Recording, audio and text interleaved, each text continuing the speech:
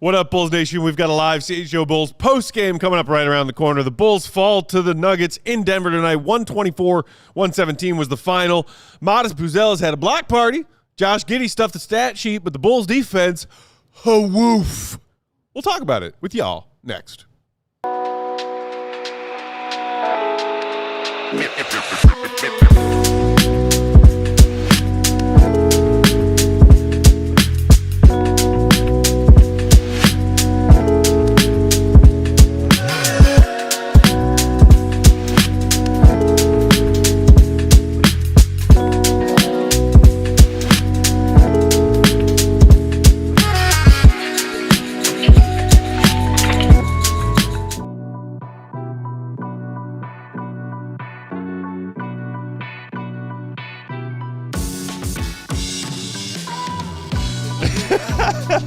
What's going on, Bulls Nation? Welcome into the CHGO Bulls postgame, coming to you live from our studios here in West Loop, downtown Chicago. I'm Peck, Bulls _ Peck. That's Big Dave. Bam!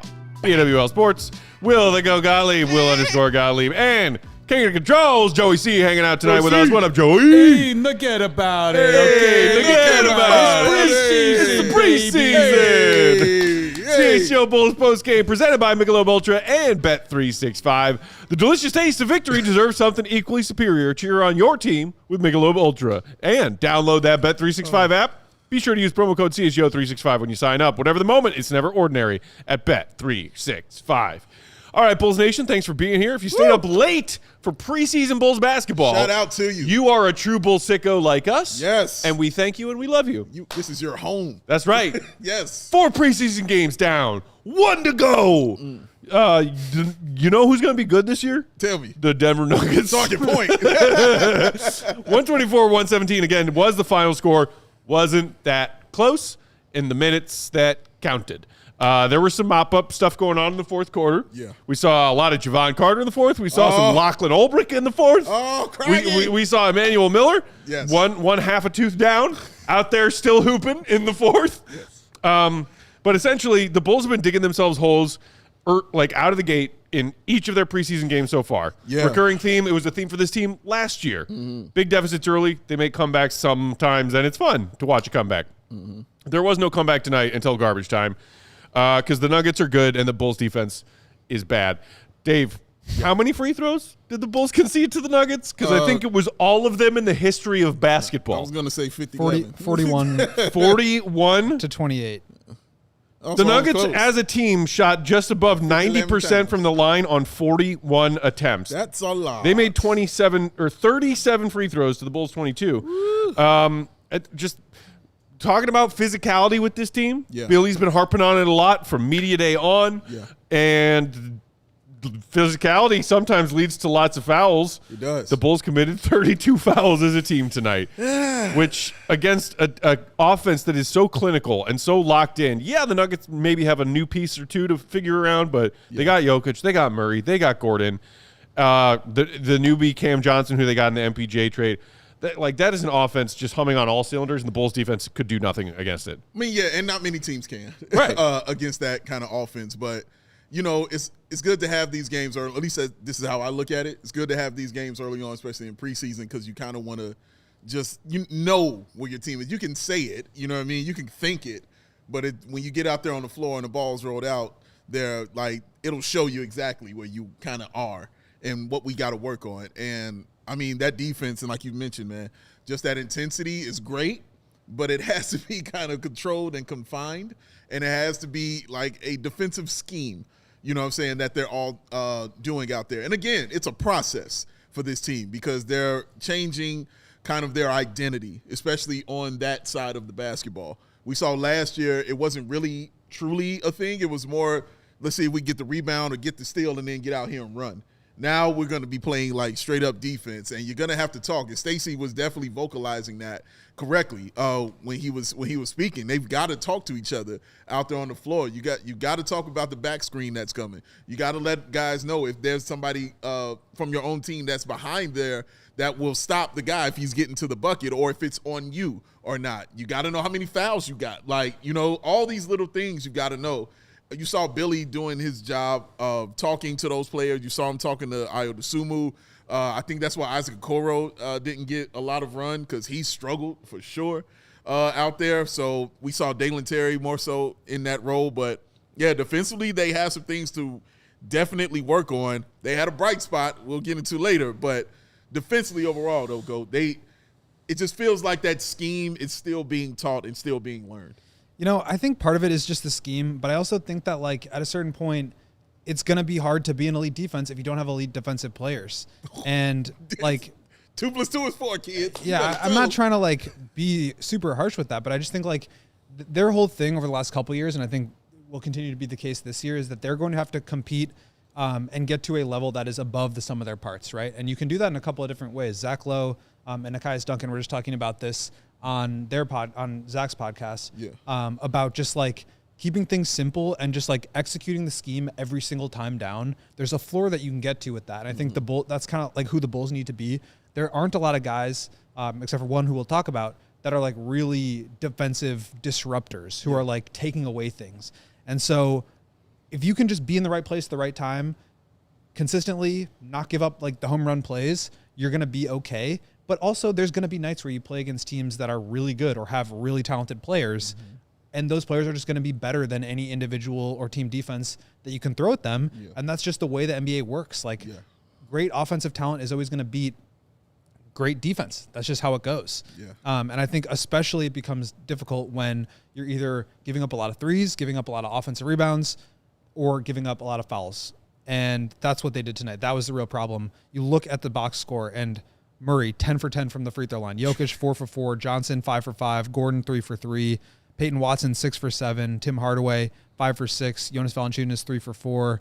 I mean, 37 of 41 as a team is insane. And we talk a lot over the last couple of years about the margins, the three-point gap between the Bulls and their opponents, the turnover gap. I mean, that was a huge one tonight. 9 for the Nuggets, 18 for the Bulls. Like, if you are conceding 15 points at the line and giving up twice as many turnovers, it's just going to be hard to win no matter how many threes you make. And unfortunately for the Bulls, they only made 13 of 38. So just a really tough game on the margins for them. But it's tough going against really elite teams. And this Nuggets offense is just incredible. Yeah, losing the possession battle and having your opponent get up almost a double-digit number of additional field goal attempts to yours and the free throw line disparity, as you pointed out, Goat, it's not going to win you many games with that formula. And early, it started with the Nuggets just getting any and all looks inside that they wanted. The final points of the paint disparity, Nuggets still won it, but 54-46. I've seen worse, but it was just the way that's how they chose to start their offense, Dave. Yeah, and look, a lot of Bulls fans have been harping on Vooch for years on the defensive side of the ball. And when Vooch gets switched on to somebody that he can't guard, it spells trouble for the Bulls defense. It does. Almost every single time. So, like, coming into this season and talking all about the defensive identity this team needs to establish and, like, that piece still being here, like, Vooch has been a punching bag for a lot of Bulls fans for what he can't do defensively. Yeah. And it's like, okay, but this is the guy that you signed and is still here. Yes, he's coming into the expiring year of his contract, but he's still here. He's still your starting center. Some Bulls fans I've seen on Twitter the last few days being like, why is Vooch starting? Like, it's like, well, he's still better. So, but on the defensive side of the ball, what do you make of Vooch's role in the Bulls defense perchance being bad this year? I mean, again, let's also give the caveat here. He's going against Nikola Jokic out there for sure. It's tricky. That's going to be an issue. Tricky stuff. a little tricky dealing with somebody like that. But it was when Jokic wasn't in there. We still saw certain things happening. Like, you saw that pick he set back there I was laughing at where he just pushed Jamal Murray. Shoved Jamal Murray. Just shoved him, you know what I'm saying? Like, almost to the ground. With two hands, it was like, all right, what? Foul? Like, yeah, foul. So, I mean, he had 10 rebounds. I feel like that's the defense that you're going to get, from a guy like Vooch is his rebounding.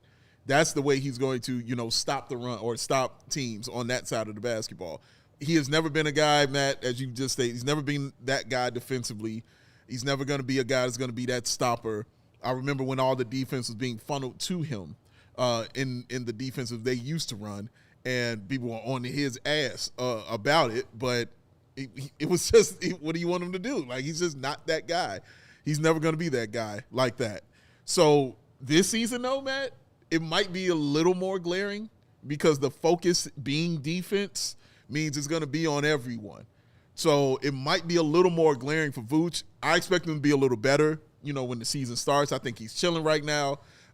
Just played in Montenegro. I think he's chilling right now. But that's not to say his defense is just going to immediately become, just amazing out there. It's still going to be Nikola Vucevic's style of defense. But I think you're going to see him get exposed on some nights for sure. And some things will be asked of him that will be tough for sure, without a doubt, in my opinion.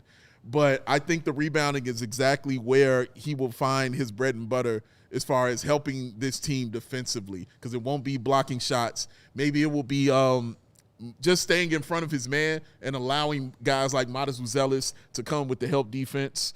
That could be a thing also that he does. But just in general, though, Vooch has always struggled with defense.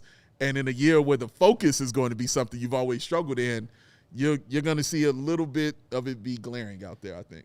Yeah, and again, I don't think Vooch needs to be this, incredible rim protector, this, he doesn't need to turn into, prime Rudy Gobert out there, but he needs to execute the scheme. And I think, I probably will give him a little bit more grace than some of these other, especially younger players who are, still kind of fighting for their NBA lives.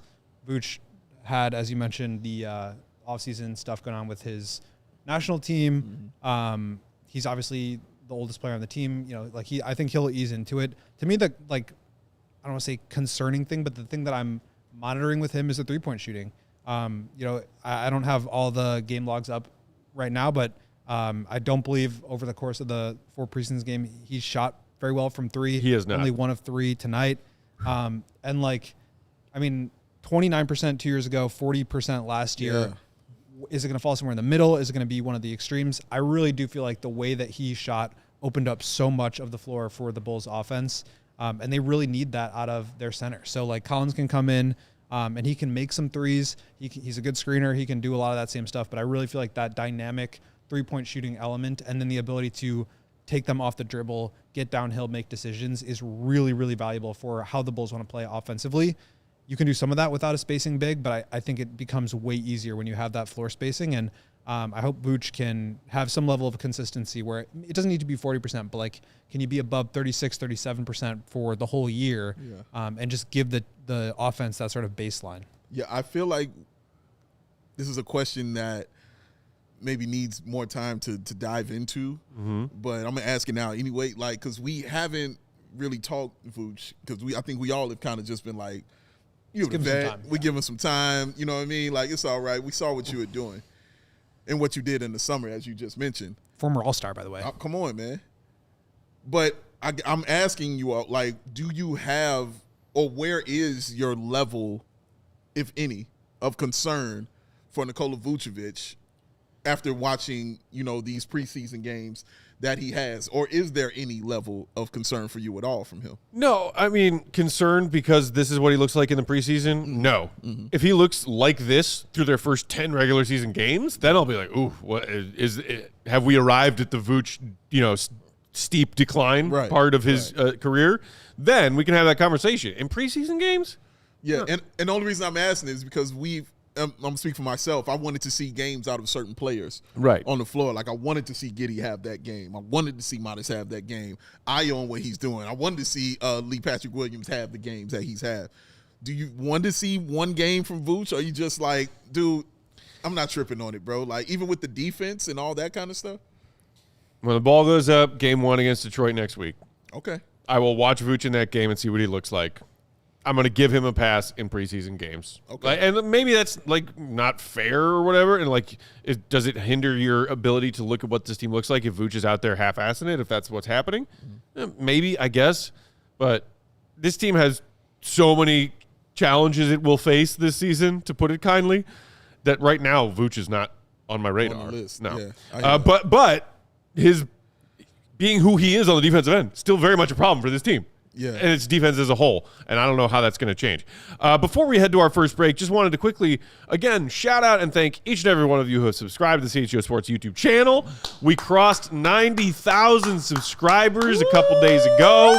And to honor that and to honor and thank all of you, we are running a 24-hour only sale for new diehard signups and a 50% off all merch for already existing diehards. And that sale ends at midnight tonight, which if you are listening and watching along with us live right now, you have an hour and 3 minutes remaining. Is this your first QVC ad read right now? Or That's you're just right. like, we're running out of time. We have 60 minutes. Call now. Flying off the shelf. If you call right now, we'll add in 6 bonus CDs with 100 additional songs. We can do that? Yes. Oh my God, we're losing money. And 2 free butter knives. What? That is outrageous. That's QVC. But yeah, so take advantage. There's more. But wait, there's more. $27 for your first year of diehard membership, our lowest offer price ever.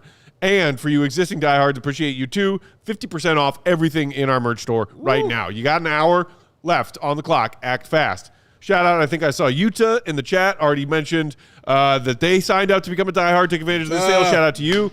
Wanted to also shout out Wayne Godfrey, who hit me up in my DMs last night, saying congrats on 90K. You guys now have another diehard UK fan. Hey, Go Bulls. Shout out to you. Shout out to you, Wayne. Shout out to all of our UK Bulls Nation members. Appreciate all of you.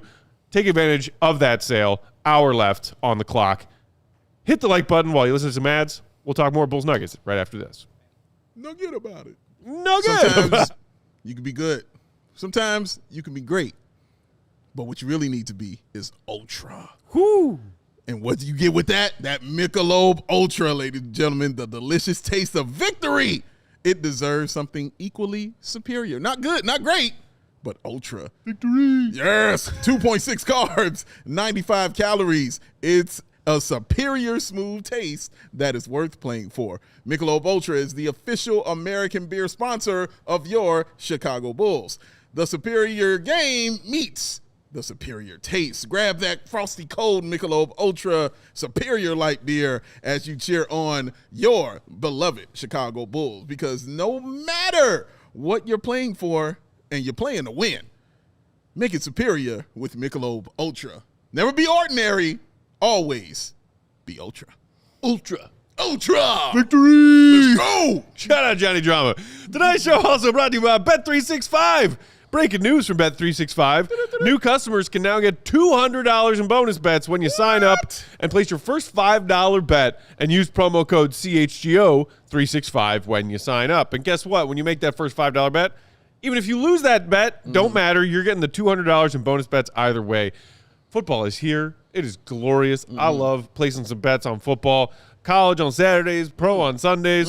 Plus, we got Mondays and Thursdays. We do. And right now with Bet365, Thursday Night Football, you can get a $10 safety net bet. Sunday Night Football, a $365,000 jackpot you can get in on. And Monday Night Football, shout out to the Bears. Got the dub.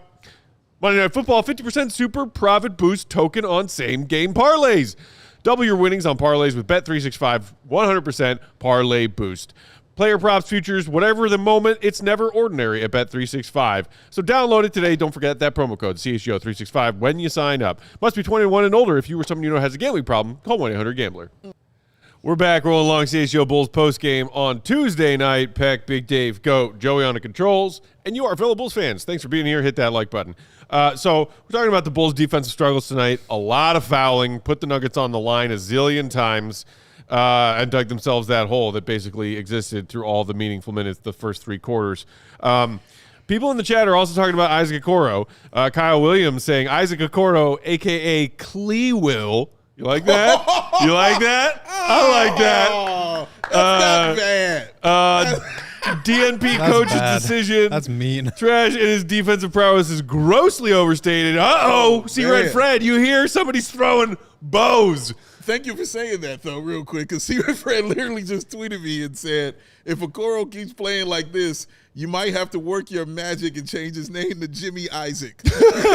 Oh, Fred's already thinking about jumping off the Okoro train? He's just like, if he keeps playing this back. That he has been aggressively driving down Bulls fans' throats on Twitter since that happened? It's early. It's early. Alejandro in the chat wondering, why did Okoro sit the second half? Our guy, French Bulls fan, saying Okoro didn't even play 10 minutes. Did he pick up an injury? So, yeah, in case you missed that little detail, Dalen Terry started in place of Okoro to start the second half, and Okoro did play just 10 minutes in tonight's game. I don't know if we had any Bulls beat boots on the ground because this was a game in Denver. I didn't see anybody from the beat tweeting about tonight's game as if they were there. And so we might have to wait until the next time, Goat, you and your fellow beat members get a chance to talk to Billy about what that is about. If it was, like a tweaked ankle or this, appendage hurt, right, and that's why they sat him because it's preseason, so let's be cautious. Because to me, that makes more sense as an answer compared to Billy didn't like Okoro's play so much that he benched him for the second half when some of the other starters and primary rotation guys did get second half minutes, specifically third quarter minutes. Like, look, did I think Okoro looked great tonight? No. But bench worthy in a preseason game? My educated guess would be that he had some sort of minor injury that they just sat him out of precaution, but that's just a guess right now. Yeah, and it'll be a guess until we find out, what's going on. But, I mean, we also saw, Josh Giddey sit in the second half of a preseason game. Even though Billy was like, no, he'll get more minutes, just want to get him acclimated, things like that. But, still, come have a seat, is what he said. And it felt like Okoro had a kind of game where it lends itself to you thinking in that kind of way that he would take him out, even though it's just a preseason game. He's going to be important. He's an important piece of this defense. He was brought in here to help change the culture of that defense. When I was talking to my guy, Bob Smith, make sure you're listening to the Fear of the Fro podcast, I asked him about, is it fair to put that on Isaac Okoro, that he is the guy that will be changing the culture of the defense here for the Chicago Bulls? And he said, I don't know if it's fair, but it's something he wants. He's the kind of guy that wants those kind of things. So if you want those kind of things and that comes with it, this is kind of what it's going to look like if it doesn't go well, because he can be a tone setter, for that defense out there for the team, but he's going to have to do it every night. If anything, the defense has to be there from that guy every single night. If you're the tone setter and you're the guy, I'm immediately thinking about Alex Caruso. If Alex Caruso went 0 for 20, you can better believe the defense was going to still be okay. You know what I mean? Like, he'd still be a +1 on the game. Exactly. So it has to be like that, man, because you're the one. You have to set that kind of tone and be out there, for this team who is not going to be really great defensively. So my question kind of revolves around Billy Donovan and AK's relationship, right? We're like, AK, what's that? I said, oh, goody. Oh, goody, right? I love talking about so these look, things. like, we make the trade in the offseason. Yeah. Isaac Okoro leaves the Cleveland Cavaliers. Yeah. In my opinion, the Cleveland Cavaliers want to win ball games this year, want to compete, so they're just jettisoning a guy off their roster. Championship aspirations. Okay, all right. So having said that, right, like, and then Billy Donovan, what I noticed last year with Modest, especially in that first half of the year, really made the rookie earn his minutes. For sure. But this is a different story, right? Like, Okoro's been in the league. Like, in your opinion, A young player with experience, as AK likes to say. Is Billy Donovan at all beholden to the Okoro move to make it fulfill his boss's wishes of making this trade look good, or is this have nothing to do with it and he can just bury him on the bench? What is the calculus there with Billy Donovan that he has to strike with Isaac Okoro, because he's not a rookie that needs to earn it, right? This dude needs to show up, right? And as you said, be a tone setter and make a difference. So it is a very good and fascinating question. Can I just start with what we've actually heard about this? And Yeah, then we please can, do. And then we can. I was just going to make a snarky comment and then pitch it to you, but you take it away. Which is beholden. No, Shout out to using that. So. Yeah, that is a Dave special. That is a Dave special. Shout out. Because I think it's worth like having our own speculations about it too. But I also wanted to just talk about what Billy has seen from Okoro and said about him so far, which is everything that we're talking about here. Really appreciating the way that he has set the tone physically in practices. He's talked very highly about him in terms of his IQ, his cutting, his ability to like make the right reads on offense. So, it's been a short amount of time. It's been just training camp where they've worked together. I know Arturas and Billy, to your question, Joey, have a very good relationship. And I think if there were a situation where Arturas really wanted a specific player to play, then he would make that known. But I don't think that like he's really in the way or in the coaching office, like telling Billy Donovan how many minutes to give each guy. I think that kind of thing can happen. down the stretch of a season. That's probably part of the reason why we started to see more of Modest, and to his credit, he earned more of those minutes. Yes. But I think like what Billy wants is to be in a partnership with the front office where if he feels like there's something that he needs on the team, he can work with them to try to find that, and vice versa. If the team feels like they are going to try to decide about how they value a certain player, if they're going to trade somebody, whatever, then they'll come to Billy and ask for his opinion about it. To me, like there was all this stuff about, does Billy not want to go through a rebuild? Is that why he left Oklahoma City? To me, it was always about like the relationship and being part of like a working group together. That's what he's always said. And so however that looks throughout the course of a season, I think that can change. But for me, like in this specific instance, it felt more like something happened. I was just trying to rewatch the game tape and see if I noticed any injuries. Nothing like, came up. He got switched onto Jokic in like basically his second to last possession. Obviously gave up a layup there because Jokic is about 9 inches taller. And then he like kind of ran down to the other side and camped out in the quarter on the possession. Then he was taken out. So I don't know if there was an injury. I don't know what. But even like in a preseason game, you'd think that he would maybe come back in like down the stretch when they're playing some of the other guys just to get him more minutes. 10 minutes. That's a little surprising to me. So I would guess there was some sort of an injury, but obviously we won't know until we Or talk maybe to it Billy. was just the fact that he committed 4 fouls in 9 minutes and change, and Billy was like, you know what, buddy? That's a lot of fouls. That's possible, but I would be surprised by that in a preseason game. Well, and just the other thing I wanted to add to Joey's original question about it, because I think it is worth exploring, and each player in each situation is different, but like that's the same reason I think that Pat started 36 games before finally getting benched last season. Yeah. What about his play last season said, he should keep starting? Nearly halfway into the season it took for Billy to finally be like, yo, Pat, sorry, man, but have a seat. Yeah. Because I'm pretty sure we were screaming for him to be benched well before the 36-game mark. Safe to say. So do I think that some of that and Pat starting for that many games last season had something to do with the fact that he was freshly signed on 5 years, 90? Yeah. I think that had a non-zero amount to do with it. As far as Isaac Okoro and AK needs Okoro to look good and to look like a player that they won the trade, so he's going to tell Billy to start Okoro, play Okoro. Maybe. We'll see. It's also just who on this team wants to prove that they're a valuable player who's going to help them win every night? Yeah. There's depth, but it's like you just got worked tonight by one of the truly quality teams in the league. The depth is like Dalen Terry coming in and like slicing up against, Jalen Pickett and Hunter Tyson in the last 4 minutes of the game and cutting the lead from 24 to 7. Javon Carter. And also, no one leave out that Trey Jones wasn't there, that Kevin Huerter wasn't there, and that Kobe Bulls were missing a lot of guys tonight. No Kobe, no Trey, no Huerter. Not really helping like defense, except probably Trey Jones. But even more the reason why I feel like Okoro would have come back in. Okay. Because they were just missing so many guys. Yeah. But I don't know. 10 minutes is just such a suspect number to me. Yeah. Yeah. Like it's not even hitting it. It is strange. And we talked about this prior to last game, I think. Like, the starters were going to be playing more minutes. They actually played into the fourth quarter, like halfway through the fourth quarter. Modest played 30. Io played 28. He was a starter. Giddey played 29. So Okoro getting 10 minutes as a starter is very, very strange. Very strange. We'll see what happens there. But yeah, it was rough. Yuta in the chat saying it sucks when they've been practicing taking charges and they try, but most of it so far has been called as fouls. They did successfully draw one charge tonight. I believe it was Io. Io. I saw Io draw one. Io. Yeah, it was he drew it against Christian Brown. Drew one, but I think his like heels were on the charge circle. Oh, so they did say, okay. Should we start like a conversion rate of like blocks versus charges to see like are they just accumulating more fouls or is this teaching practice actually working? It's nuts. You mentioned to our pal Jake, shout out, who was hanging out with us for the first half of tonight's action at the office.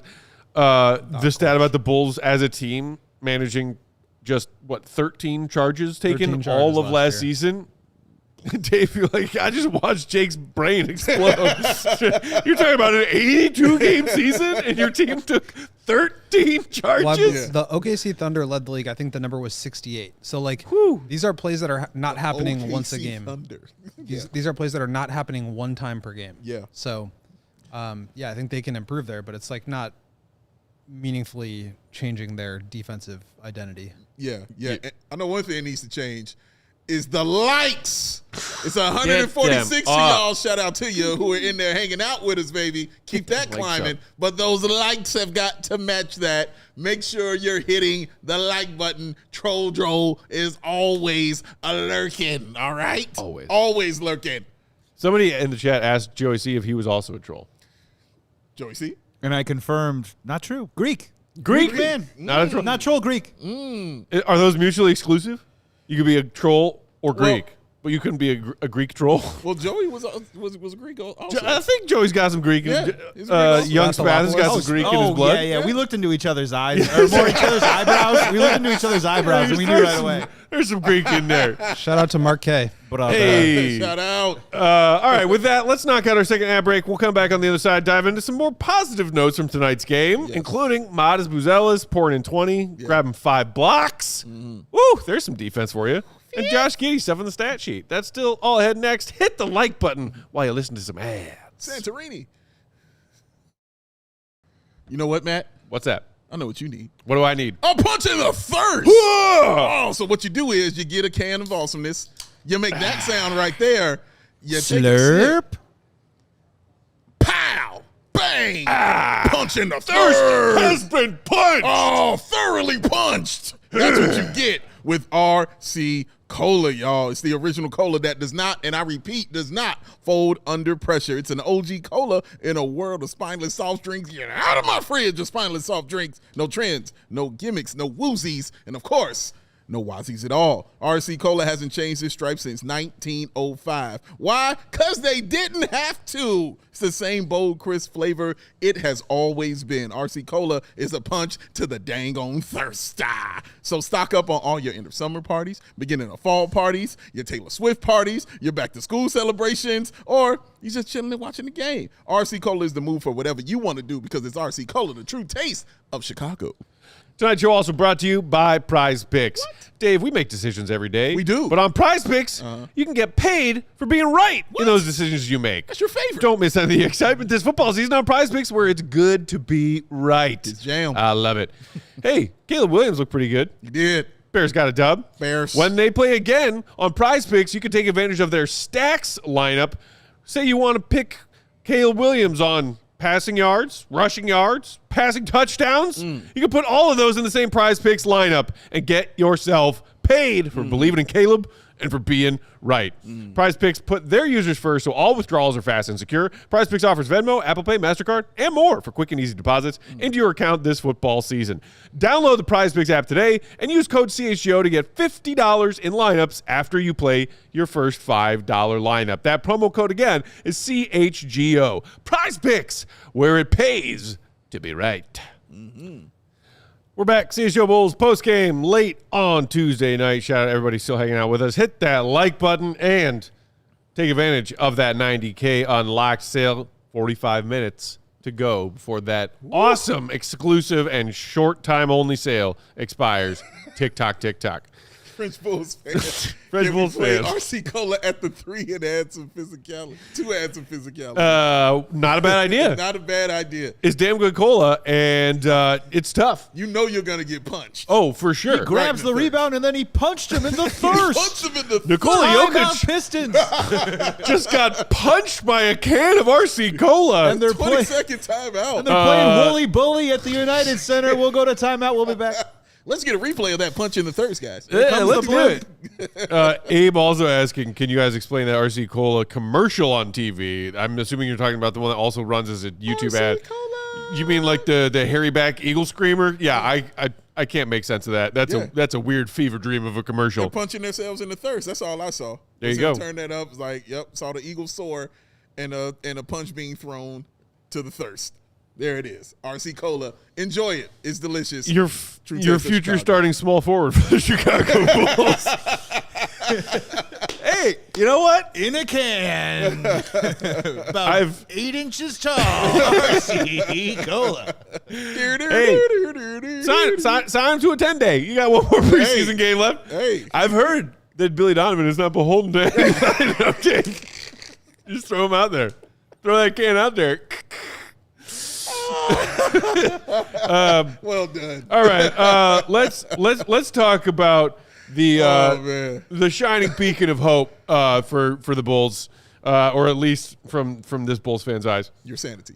Yep, hanging by a thread. Modest Buzelis, guys. The Rook no more. The fresh 21-year-old, by the way, turned 21 the other day. Shout out, Modest. Congratulations, son. I would love to buy you a beer sometime. 20 points on 7 of 12, 3 of 7 from downtown, knocked down all 3 of his free throws. Few boards.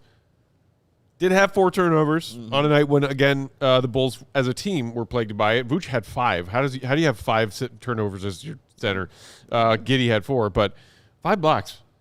Impressive. What excited you more, Dave? The continuation of what we've seen from Modest offensively in this stretch of preseason games, where he looks to be playing within the Bulls' offense, confidently and comfortably, picking and choosing the right times to make great cuts off the ball, initiate when he is on the ball, or the fact that the Bulls defensively as a team tonight looked like trash, but you said you wanted to see Modest make those defensive leaps in year 2 just as much, if not more, than make him watch him make those offensive leaps. Correct. So what did you like more, the 20 points or the 5 blocks? I mean, the 5 blocks. Yeah? Without a doubt. Okay. I love the 5 blocks more. The points I've seen him do. And like I said, when I gave that prove it, that I knew that was going to come. I knew the points were going to come. Those amazing plays were going to come. Shout out to that alley-oop with Josh Giddey. Those things are going to happen because he's just that good, in my opinion. I wanted to see the growth defensively because that, for me, is really where it elevates and where it really takes notice around the league. So, and I love that he was doing it in a bunch of ways, man, like a myriad of ways he did it. When you guys are trying to take him to the hole, trying to go for the layup, no, sir. Guys are trying to cut to the lane on Vooch. Need some help? Got you there. You know what I mean? Try to get you a little fadeaway on him or something? Nope, gonna get that too. Like, I love that he's doing it everywhere because that's when it gets frustrating because you can't just treat him like a center and a center who blocks shots. Because the center who blocks shots, you can say, well, I'm about to bring you out here and we about to dance. We saw that with Rudy Gobert and Luka Doncic. You can't do that with him. He's looking to dance. He's like, oh, let me lead. What are you doing, the tango? What we want to do? I want to dance because you're going to get these blocks. So I really appreciated that, and it really excited me to see it get to 5 because my goal was 150 blocks for him. He had 75 as a rookie, man. That is impressive for a guy that wasn't starting. Now to do who I expect to be playing like almost 30 minutes a game or over 30-plus minutes a game, and he's getting 5 blocks in this time because he played literally 30 minutes tonight and got those 5 blocks. It was impressive for me, man. It shows that he also has that motor. He has that engine because if he's doing it on the offensive end, Matt, well, he's creating his own, and he was doing that. He was creating his own and getting to the bucket with those layups, and he was shooting his threes. If he's doing that, plus being a deterrent and a problem and an issue on the defensive side of the basketball, you've got yourself a stew going, all right? So I was really, really proud, more so defensively than what I know he's going to be than what he did offensively. I trying to look this up right now, but I'm not finding the right filter. But 84 games last year where a player had 5 blocks. 84 total games over the course of every single team last season. Half of them are probably Wembanyama. Yeah. The other half are probably some combination of like Miles Turner and Chet Holmgren. Gobert. Gobert's in there. I mean, that's incredible. But like those names.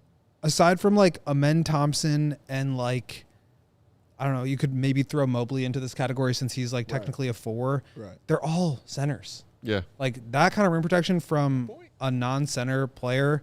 And that's what I wrote about in our instant reaction story, which is on our website. You should go check that out. Check it out. It's just really impressive. And frankly, it's special. There aren't a lot of guys that can do that kind of thing. And so that just opens up doors for you defensively. I'm not saying that like Modest is going to be the reason the Bulls have a good defense. They were down 24 in this game. Like, let's not get too far ahead of ourselves. Right. But like having that form of rim protection from your 4, having guys that can slide over and protect a center that isn't a rim protector, that just really adds another element to your defense. And so I think that that's the kind of skill set that the Bulls can sort of start to build their defense around.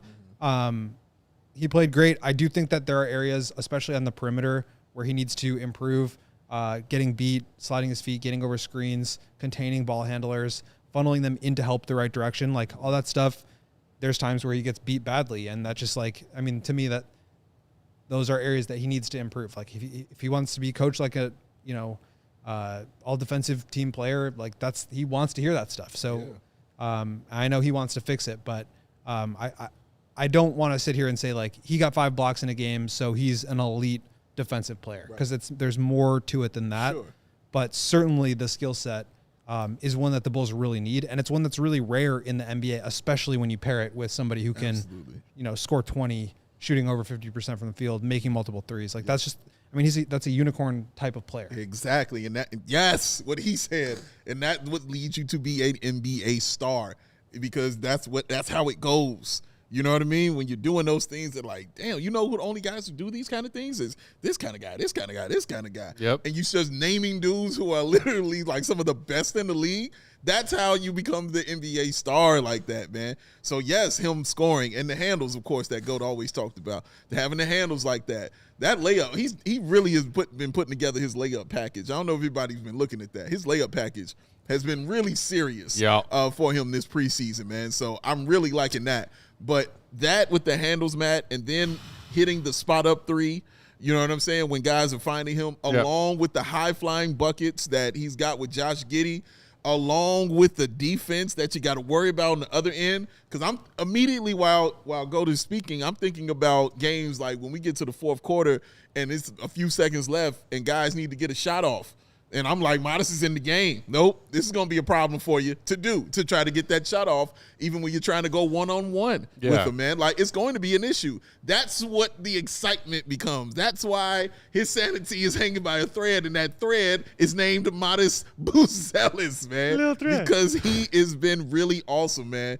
I'm excited. I'm excited about him, bro. I mean, you talk about the layup package. Yeah. First bucket of the game. Yeah. Modest just boom, got it, go. Yep. Lefty. Yep, he sure The did. finger rolls we've already seen. And then how about that other great off-ball cut he made? He was like around the left elbow, and then boom, diagonal dash cut down, and like received the pass from the left side baseline, and then little, layup from left to right, using the rim as a little bit of a shield, like very heads up, and a nice finish there. You also mentioned the ball handling, Dave, and there were a few different times tonight where I saw Modest put the ball on the floor. He was ISO'd out, like right around the break of the 3-point line on the right side.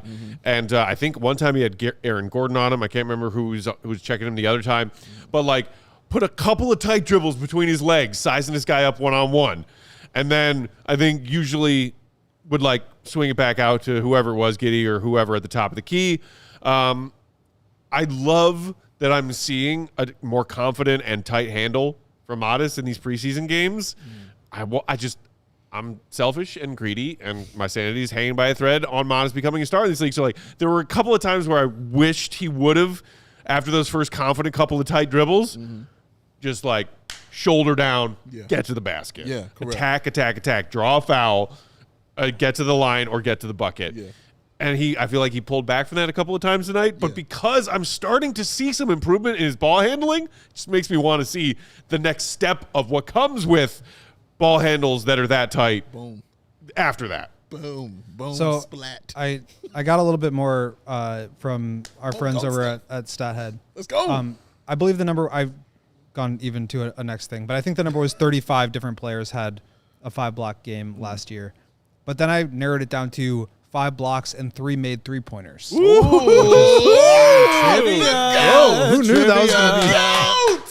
that was going to be so exciting to you guys? So obviously Wemby did that. Wemby led the league with 10 of them. Yeah, I was going to say. One player had 2 such games. Did he play in tonight's game? That would be Miles Turner. Oh, Miles Turner. And then Mo Bamba did it once. Kevin Durant did it once. Keyshawn George did it once. Draymond, Chet Holmgren, Brooke Lopez, Kristaps Porzingis. And like some nice company. Looking at, and I've seen like stats like this before where it's like free throw percentage and block shots or, threes, free throws. And it's like, I wonder if like the Porzingis, Jaren Jackson Jr. is sort of the mold that he's going to move towards. I think Jaren's he was a defensive player of the year. He's incredible on the perimeter. I think that's an area where, as I just mentioned, Modest needs to continue to improve. But I don't think that he is sort of the purely drop big that like a Brook Lopez or a Porzingis are. I feel like it's kind of somewhere in the middle, but I mean, that's a super rare player. Those are the kind of guys that you like everybody wants. It's maybe not your number one option, but it's the guy who unlocks a lot of the things that Halliburton does, and Miles Turner allows you to have that space floor and protect the rim and, make up for, some shaky defense at times. Obviously, Wembanyama is one of one. It could, I don't think he's like quite in the like shot creation mold. Obviously, like there's levels to it, but like the Kevin Durant stuff, I think he's probably, he does have more like shake than some of these guys in terms of like shot creation, but he's not going to average 25, 30 a night for 15 years. Maybe I'm wrong. But I don't know. I think that's kind of like the mold where you can grow into that. And like, I can actually see him being one of those kind of players. And now if you start to add some of that other stuff, things get really interesting. But like, again, those are not, so when we talk about like, does Modest have star potential? To me, I'm not saying he's going to be the next Kevin Durant. He's going to be the next, whoever. But I think he has this incredibly interesting and valuable skill set that is probably like secondary, Jaren Jackson to John Morant, whatever other example, Miles Turner to Halliburton, incredibly valuable type of player who's not the one that's generating and driving all of your offense, but that can give you 20. And I think that's just such a valuable player. Hey, Will, can I follow up really quick? We got a question from Abe, the Bulls fan, saying, Will, if you were coach, what would you have Modest be focusing on? Would it be rebounding? Anything you wanted to add to the point you were already making, but answer his question? Yeah, I think rebounding is a big one, especially if you're going to be playing the 4. And like maybe they do get to a point where he's able to play some 5, and you've got the wings out there with maybe Noah evolving a little bit. Spicy. Kobe, Ayo, and Giddey. Like that could be an interesting lineup. And if you are going to do that, like Giddey's a very good rebounder. He helps, but like you have to be able to rebound if you're going to play center. And Modest has done pretty well at that. I wouldn't say he's great yet, but that's something that I think he can improve on and does pretty well. It's not, I wouldn't say, a weakness in his game. To me, I think like the big things that Billy is working on with him and has been working on with him, and I think Modest really needs to continue to work on, is just making the right reads in the moment, in the flow of the offense. That's how he got his whole, it wasn't like clear, everybody get the ball to Modest and clear out and let him cook. It was like running the lane and getting easy layups. And like that builds over the course of a game. He was 7 of 11 in the first game. I think he was 6 of 11 last game and 7 of 12 today. Like that's how you create efficient offense. Get to the line a few times. All that stuff is like in the flow. It's not asking too much of him in terms of his creativity, his ability to generate offense. That's where I think you get into trouble with some young players, especially on teams where you're just rolling the ball out and like not trying to compete for wins, which obviously the Bulls are not doing. So I think that's a big one. And then what I want to see eventually is like more ball handling opportunities. So I'd be working on that with him, especially the passing reads in pick and rolls. Like he's got to work up to it. He's got to like get the opportunity first, and then start to understand pulling defenses over, making the right read to the weak side corner. Like that's the stuff that turns guys into stars, right? Like he's got the ability to finish plays. He can make threes. He can dunk. He can run the court. He has some rim protection stuff we've just talked about. But if he's like creating his own offense and then creating offense for his teammates, that's where you get into like real star territory. So I'm not saying I want to like see him running the show like that, but I do want to see him get a handful of those possessions on a nightly basis where he's starting to get practice with those reps. Right. Makes sense. Kyle Williams saying he isn't the next anything. He's the first Modest Buzelis. Talk that. Good I take. like that. Talk that. Good take. I'm just talking more about like what kind of archetype does he fill? Right. Yeah. Understood. Guys, our friend Ant-Man Mello, Hallie Mitchell Hero is here in the chat. Mitchell. Hey, saying can we show some love to Zach Collins and P. Will? Also saying that P. Will was left for dead and he's been a bright spot. Look, I thought Pat was fine tonight. It wasn't the most that I felt he's impacted a game and, maybe notice him out there compared to some of his other strong minutes that we've seen in these 4 preseason games. But another night in which, and I think somebody else in the chat just pointed this out, P. Will had a bunch of dimes. Yes. Maybe it was Rob Antol, one of our regulars in the chat, pointing that out. 5 more assists for Pat, who had 5 the other night. Yes, he which, did. like, okay, cool. He also had a bunch of turnovers the other night and only one tonight. So credit to Pat for that. Yeah. Zach Collins, 11 and 5 in 17 minutes off the bench. Couple of steals and a block. 11, 5, Yeah, and don't 6. sleep. Yeah. You saw it. Yeah. Don't you sleep You on know, it. there was some decent stuff from the Bulls bench tonight. Yeah. They fared better than the Bulls starters by a lot. Yeah, and that's been kind of the MO, like, for this preseason. Like, again, they get off to a slow start. The bench kind of comes in, and then they get everything together. We're not good, but we're deep. Yeah, and more so reasons. Oh, kill me. More so reasons why I was like, yeah, this is why I want Ayo to not start. You know, this is why I want Isaac Okoro to not start. Yeah. You know, I want those guys coming off the bench because, you know, you can get off to that slow start, and then, you know, guys got to get their way back in. No. Let's get that bench going and stuff like that. I'd rather leave the starters to guys like Modest and to Giddey and to Kobe White to do their things for sure. But yeah, man, like I like what Lee was doing out there. Lee Patrick was doing his thing.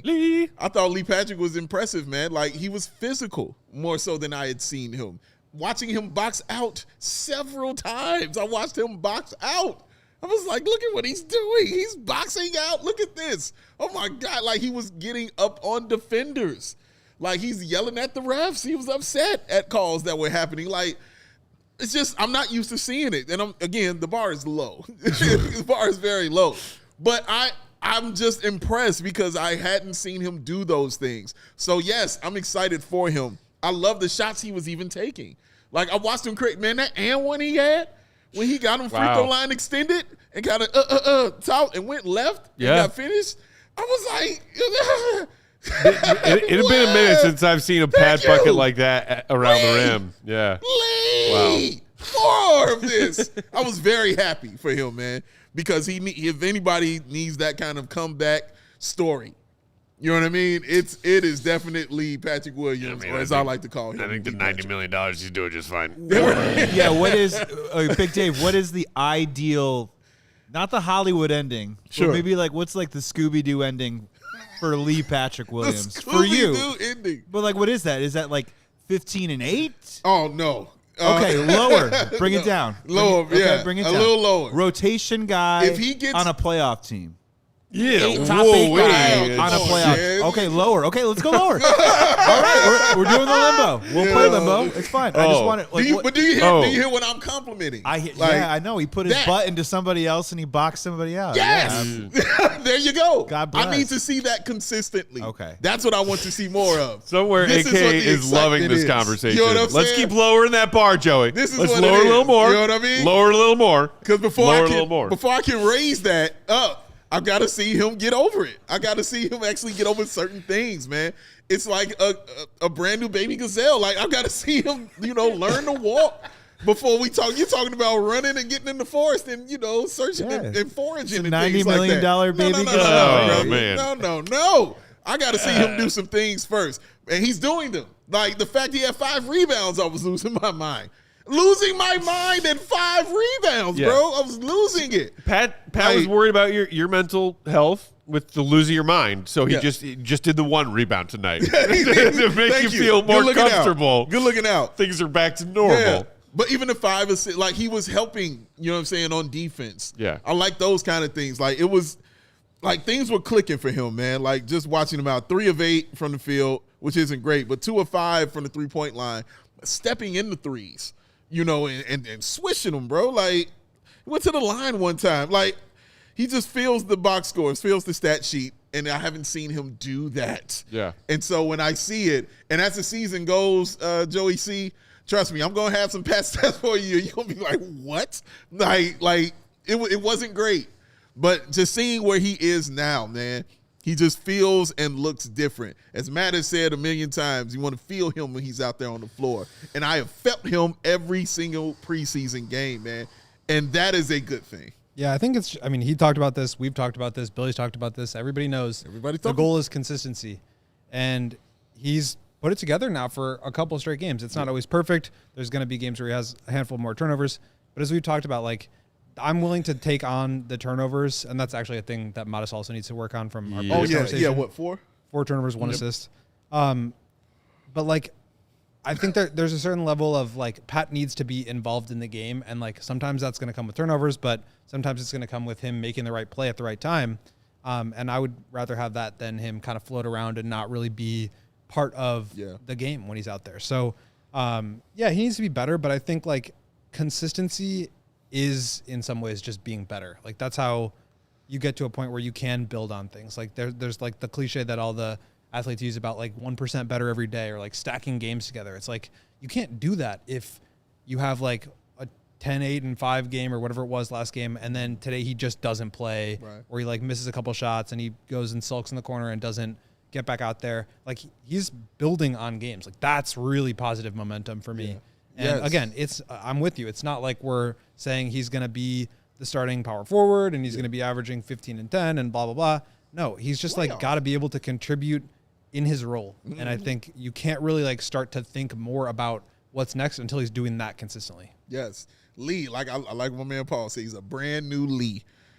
Brand new Lee Patrick out here, man. Lee Patrick is doing his thing. I'm very happy for him. Hopefully it continues. We just want to see it be consistent. People are talking about him changing his name to something else. Maybe people needs a name change like Will Be Free, says Abe, or Paul Buzelis saying Patrick World Peace. It's Lee. His name is Lee. Goddamn it! If he gets to 15 and 8, we might just have world peace. Oh my God! Are you kidding me? We might actually get that. After 5 NBA seasons of averaging not quite 10 or barely 10, and somewhere between 3 and 4, that dude averaged 50. Look, man, it's 2.5 threes at a 40% clip. I think we will have world peace. If Pat averages 15 and 8 and the Bulls win a play-in tournament game, start the parade. Like here's one, Joey C. Do you know about the bet that I made last year? No, tell me. I was with the company, so but maybe not. With Patrick Williams during the season, just to show you the season he was having. Yeah. Oh, I'm familiar. Thank you. Good. I said that Dalen Terry will hit 6 threes before Patrick Williams scores 20 points in a single game. Do you know how many times Patrick Williams, after that, scored 20 points in a game all season? I'll be real with you. I don't think I've ever seen Patrick Williams score 20 points, so I want to say he did it once. That is correct. Okay. Game 79. You're forgetting about the games after they've already sealed their ticket to the play-in tournament. How long did it take for Dalen They Terry played to 82 hit games, 6 by the way. He didn't. He had 4. Oh, okay. Dalen had 4. Oh, that was couple. That's damn close, dude. Oh, we were close. Oh, y'all didn't want to see me if he had 6. Dave was excited that day. But this is the point of the bar that I'm saying here. Super is low. that it's super low with him, and seeing him do these things, even at 20 didn't feel great. Because it felt, like, all right. It's wild to me that he just can't attack the offensive glass, hit a couple corner threes, and just have some sort of version of a presence. As you said, maybe get to the free throw line a couple of times. I'm not even asking for him to be good defensively. He's a big body. Just rotate appropriately, right? Yeah. Like, I think there's a little small things that, like, at the very least when they drafted him, and they're like, well, he's got a little Kawhi Leonard in him, blah, blah, blah, blah, blah. Like, you telling me that he can't just have that? There's like 50 guys that do what I just described in this league that can be serviceable players that can help. Come on, Lee. I just wish. Well, Jamal. I wish. The bar being that low, and your original question of like, okay, what could Pat be? Could he be this? Could he be that? Rotation player on a playoff team? I don't recall the architect of this team using the word playoffs to begin the season. We're setting the bar low all around, Joey. I don't care if it's Patrick Williams' stat sheet or this team's success as a whole. We set it low. Can't be disappointed if you got no expectations. I did want to at least give a shout out to Giddey before we got out of here tonight. Yeah, I know we haven't talked about him much.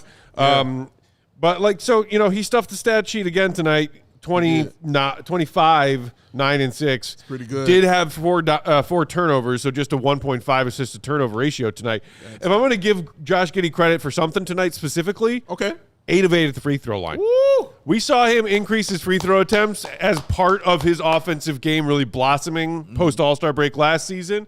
And I don't know, maybe Josh Giddey was seeing that the whistles were out tonight. Yeah. And they were mostly out for Denver tonight. Oh, yeah. But if you're like, a lot of whistles flying, he just put the ball on the floor and just barreled his way into the paint a lot of times tonight. He did. And he turned it into 8 free points. So I will give him credit for that. Yeah, definitely deserves credit for that. I think that's what really, in addition to obviously the unsustainably hot shooting, made him so efficient towards the end of last year. But I was encouraged by the 3-point volume too. Like the Nuggets were playing a lot of zone early on, and he just there wasn't really anything they could do to break it down. He just had to shoot over him. He made his first 3 threes. I think he made his first 3, right? 3 in a row. Pulled up on yeah. And then he finished 3 for 7. So it wasn't like he was hitting them, but I think he needs to shoot those. He needs to be willing to do it. I think that's going to open up the driving lanes. It's going to open up the fouls. And it also, as we talked about with the multiple guards out there, it's going to allow him to play away from the ball a little bit. So, if he keeps shooting 3 of 7, I think you can't be anything but happy about that. Seriously, man. Yeah, he had a really, really good game, man. I like the way he scored and continued to attack. He if I've said a million times about him, he knows when he's got a little guy on him. And he's got that little dude, he's attacking immediately. And he did it all game long to those guards who were trying to stop him, man. So I like when he understands his matchups and attacks them. Well done by Josh Giddey tonight. Very effective. Just putting the ball on the floor and drawing fouls from Josh tonight. 9 boards. You always know that Josh is going to do that work on the glass. I feel like most of those were just who wants this rebound? It's not like Denver was crashing the offensive glass that much tonight either. But a good, nice game to see from Giddey, who also had a really strong game against Milwaukee. Yeah. So he's put 2 strong efforts back-to-back here after a slow start in those games against Cleveland. We'll see what Giddey and the crew do on Thursday in the preseason finale against Ant and the Minnesota Timberwolves. Mm-hmm. Has Ant been playing actual minutes for them in their preseason games? I think so. Yeah? Okay. Let's do it. All right. That'll do it for us. You do have 15 minutes to take advantage of that $90K unlock sale before the clock strikes midnight here in Chicago. Do it. Take advantage of the sale. We want to do something nice for all of our existing diehards encourage more diehards to sign up because of all of you who have subscribed. And look at that. Not only did we hit that 90K mark, we're at 90.4 already. Yeah, man. 90,000. Rolling to 91. Rolling to 91,000. Give me that Rodman number. And maybe we should. We shouldn't just stop right there. But if there's a good place to stop, I love the number 91. A millie's a good number. I see what you did. I mean, it's a great number. It's a good number. I like that. 100,000 is what we focused on. Me and Go focused on that. C-Red Fred, I saw your poetry about Isaac Okoro in the chat, but we don't have time for that today. Maybe we'll get to that tomorrow. We'll be back. Quick turnaround tomorrow. Live pod 4:30 Central Time tomorrow afternoon to talk more about tonight's game and what lies ahead. Also, some interesting stuff in the national NBA media sphere, talking about Bulls' expectations for this upcoming season that have dropped over the last couple of days. We're going to dive into some of those. Should be fun. In the meantime, read GOAT stuff, allchgo.com. Follow him, Will_Gottlieb, Big Dave Bow, WL Sports. I'm Bulls_Peck. We are CHGO_Bulls. Shout out to our king of the controls, one and only Joey C. Hey, go home tonight and forget about it. Hey, forget about it. Turn the page, okay? No big deal. He's Greek and he's not a troll just yet. But he might turn into one if you don't hit that like button. Give me time. Hit the like button. And we will see y'all tomorrow. Have a great night. See Red be good. D'Angelo, rest of love to you, sir. Peace. We all silly like the mayor.